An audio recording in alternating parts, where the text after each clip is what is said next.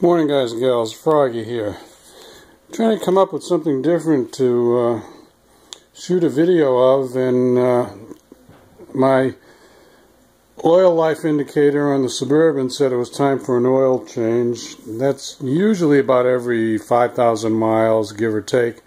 And I always like to rotate the tires on about that same schedule, so I figured out a way to kill two birds with one stone. So you need a lot of jacks to do this. So I've got all four corners jacked up. Usually when I do an oil change I run the front up on ramps, but now I've got all four corners jacked up. There.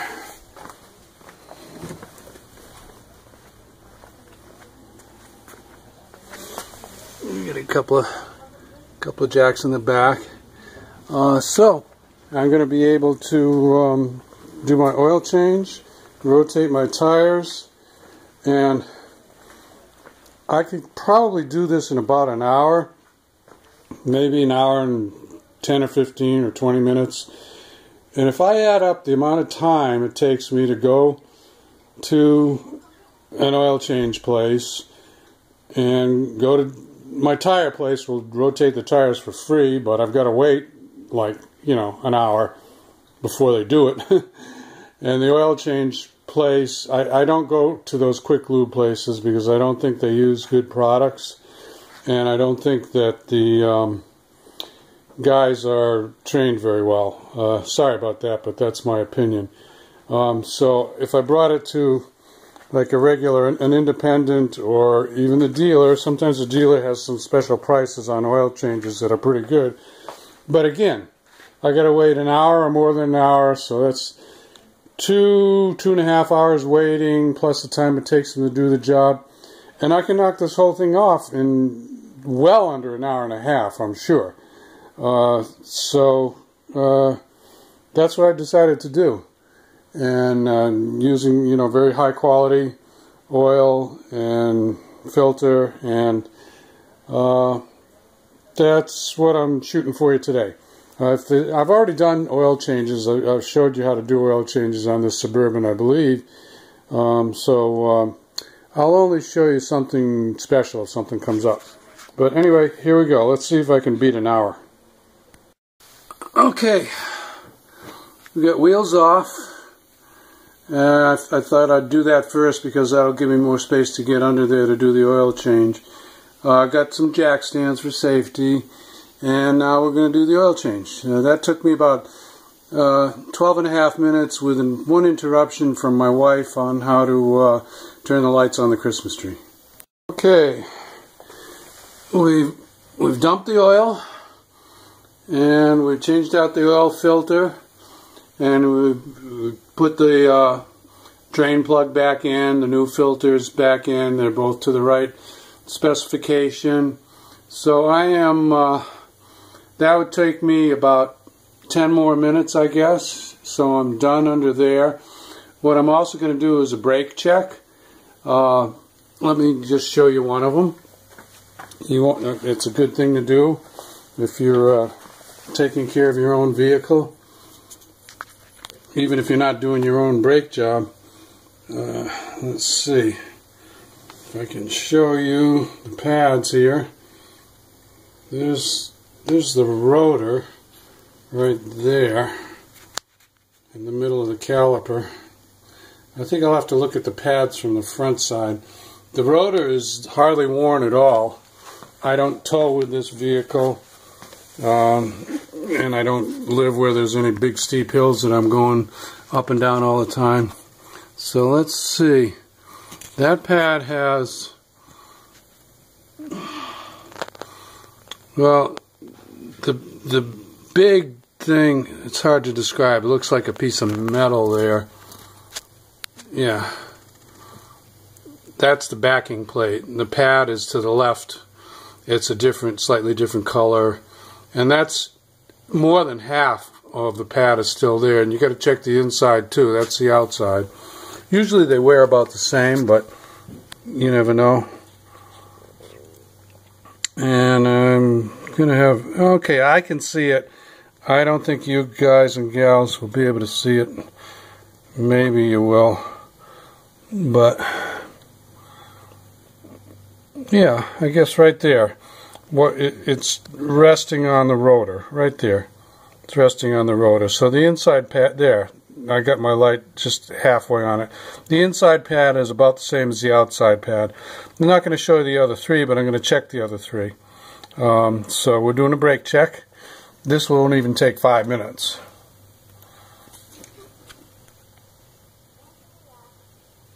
The rear pads were more worn than the front pads, but they've got enough to go another 5,000, which will be my next oil change. So Froggy will make himself a note to do rear pads, and I'll probably do it when I do the oil change, because what the heck, why jack your car up or your truck up more times than you have to? So I will just stick a note in there in my service records to do rear pads at about 110,000. It's got about 106,000 on it now.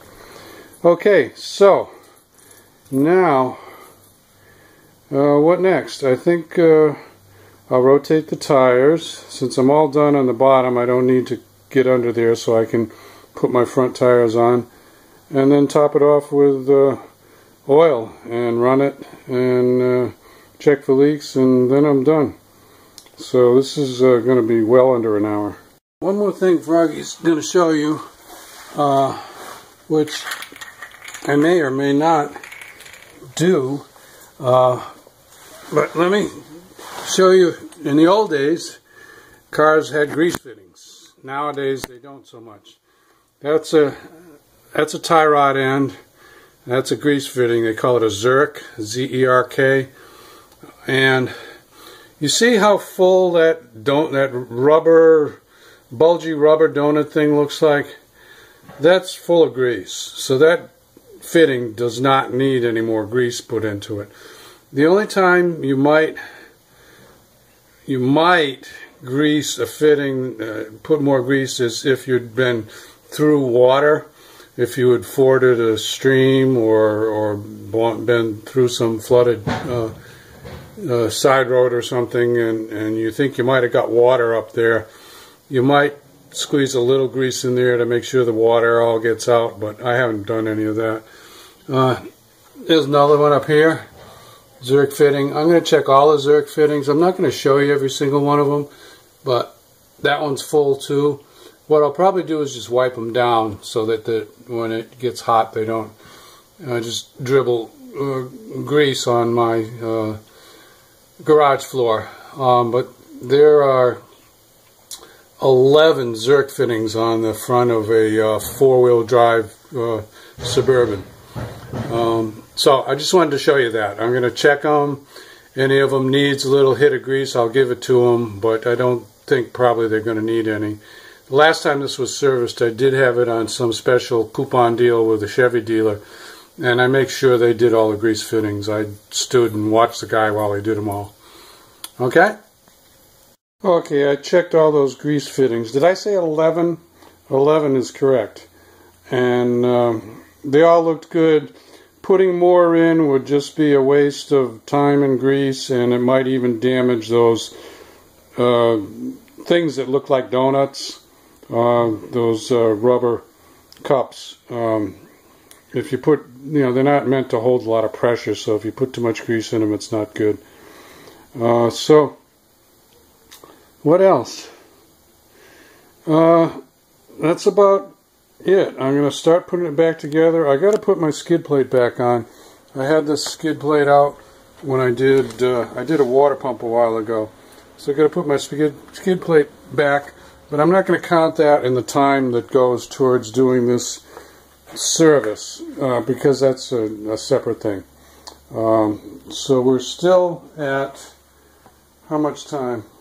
I would say about 25 minutes. So let's get going. Well, that skid plate took a little longer than what I thought it was going to take. Where it screws in, there's four bolts that hold it on there, but the bolts are just threaded into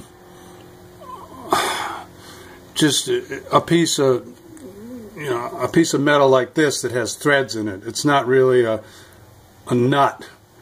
So whoever had done work on it before, and it wasn't me, I had stripped those threads out, so I could snug them up a little bit. It wasn't really tight enough for what I would like. So I had to put some nuts on the side of each one of the bolts, and luckily I had some nuts, and they had some nylon inserts in them, self-locking. So I got that on there, so now I know the thing's not going to fall off on the freeway and punch a hole in in my gas tank or something like that. So it's up there good now, good and tight. But like I said, that time doesn't count. So we're still at about, I want to say 20 or 25 minutes. And I've got to put the oil back in the top and put the wheels on. That's not going to take me too long. So now that I've got my skid plate back on there, let's get going again and get this finished. Okay, I took a look underneath there, no leaks, especially check around the oil filter. I'm going to check the level. 5 quarts should do it on this truck. 5.3 liter small block Chevy. Put some Techron in the tank. The tank's about 3/4 full. I like to use Techron fuel injection cleaner, maybe a little bit of the intake valves too, but mostly fuel injection cleaner. And time. I would say by the time I put it down, I've got to torque the lug nuts, put the little beauty caps back on there. I'd say about an hour and 20 minutes. Plus, it took longer because of that skid plate, but that doesn't count. So, an hour and 20 minutes versus 2 to 3 hours waiting at two places. Unless I wanted to pay to have it all done in one place. But I just like doing it myself, getting it done right, making sure I check the brake pads and I check all the grease fittings and I don't leave it up to somebody else. So that's what Froggy does. Anyway, I hope you picked up some pointer on this. Post it up in the comments if you have any questions. I'd be glad to answer them. And yesterday was Thanksgiving, so happy Thanksgiving to everybody. One day late. And have a great weekend. I'll see you later, guys and gals. Bye-bye. Oh, don't forget to reset your oil change reminder.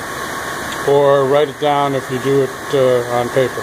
Oh, of course, check your air pressure every time you rotate your tires, and probably once in between rotating your tires. If you do it every 5,000 like I do, doesn't take much to check your air pressure.